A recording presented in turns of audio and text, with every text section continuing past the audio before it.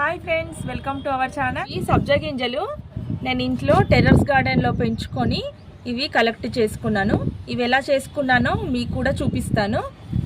సబ్జా చెట్టు ఎలా ఉంటుందో కొందరికి తెలియదు కదా, తెలియని వాళ్ళకి చెప్తున్నాను. ఇగో ఇది సబ్జా చెట్టు, గణపత్రి అంటారు తెలుసు కదా. మనము ఇది స్మెల్ వస్తుంది, తులసి ఫ్యామిలీకి చెందింది.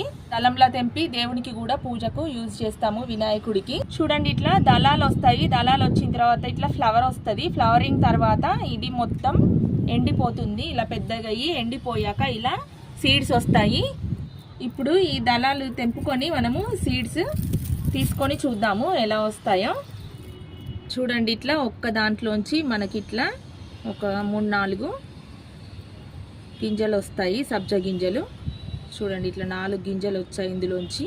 ఇట్లా ఇవన్నీ దళాలన్నీ తెంపుకొని ఇవన్నీ చాటలో వేసుకొని ఇట్లా మొత్తం ఇట్లా నలవాలి. నలిసి జల్లెట్లో పట్టుకుంటే కొంచెము రవ్వ జల్లెడ ఉంటుంది కదా, రవ్వ జల్లెట్లో పట్టుకుంటే గింజలన్నీ కిందికి రాలిపోతాయి, పొట్టంతా పైన ఉండిపోతుంది.